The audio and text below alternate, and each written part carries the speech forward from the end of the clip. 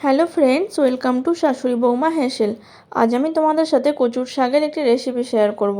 দেখো, কচুর শাকগুলো কেটে ভালো করে ধুয়ে নিয়েছি, আর এদিকে চিংড়ি মাছগুলো খোসা ছাড়িয়ে ধুয়ে রেখেছি। তাহলে চলো দেখতে থাকো কিভাবে আমি কচুর শাকটা রান্না করি। এখানে কড়াইয়ের মধ্যে কচুর শাকটা আমি সেদ্ধ বসিয়েছি। সামান্য অল্প একটু জল আর দিয়েছি নুন দিয়ে সেদ্ধ হতে বসিয়ে দিয়েছি। সেদ্ধ হয়ে গেছে কচুর শাক, এবার আমি জলটা ঝরিয়ে নিয়েছি। আর এদিকে চিংড়ি মাছগুলোর মধ্যে হালকা করে নুন আর হলুদ মাখিয়ে নিয়েছি। নুন হলুদ মাখানো হয়ে গেছে, কড়াইয়ের মধ্যে সর্ষের তেল দিয়েছি এবং চিংড়ি মাছগুলো এর মধ্যে অ্যাড করে ছেড়ে দেবো। দিয়ে চিংড়ি মাছগুলোকে হালকা করে ভেজে নেব। চিংড়ি মাছ খুব বেশি ভাজবো না, কারণ বেশি ভাজলে চিংড়ি মাছ শক্ত হয়ে যায়, তাই আমি হালকা করে ভেজে তুলব। চিংড়ি মাছ আমার ভাজা হয়ে গেছে। এরপর ওই তেলের মধ্যেই আমি দেব একটা শুকনো লঙ্কা, দুটো তেজপাতা আর একটুখানি গোটা জিরে ফোড়ন দেব। তারপর ওই জল ঝরানো কচু শাকটা আমি এর মধ্যে দিয়ে দেব।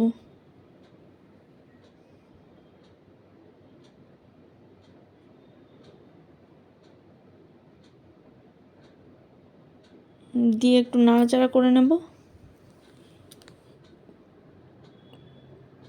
নিয়ে এর মধ্যে দিলাম স্বাদ মতো লবণ এবং পরিমাণ মতো হলুদ গুঁড়ো।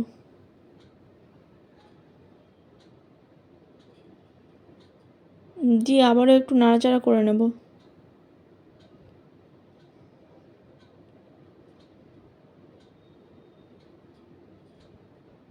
এরপর আমি এতে অ্যাড করব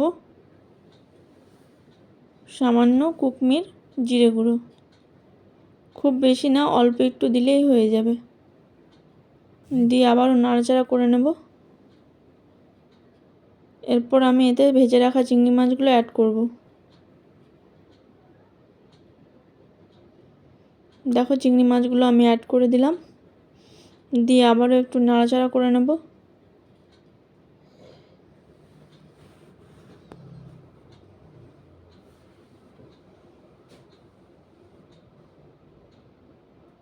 এরপর আমি এতে কিছু কাঁচা লঙ্কা অ্যাড করলাম। দিয়ে আবারও একটু নাড়াচাড়া করে নিচ্ছি। কচুর শাকটা প্রায় আমার হয়ে এসেছে, আর একটুখানি হলেই হয়ে যাবে। তোমরাও এভাবে বাড়িতে তৈরি করে খেয়ে দেখো, খুব সুন্দর হয়েছিল কচুর শাকটা। আর তোমরা যদি আমার ইউটিউব চ্যানেল থেকে দেখো তাহলে চ্যানেলটি সাবস্ক্রাইব করে দেওয়ার অনুরোধ রইল। আর যদি ফেসবুক থেকে দেখো তাহলে লাইক, কমেন্ট আর শেয়ার করে দেওয়ার অনুরোধ রইল। আজকের মতো এটুকুই, দেখা হচ্ছে আবার পরবর্তী কোনো রেসিপির সাথে। টাটা।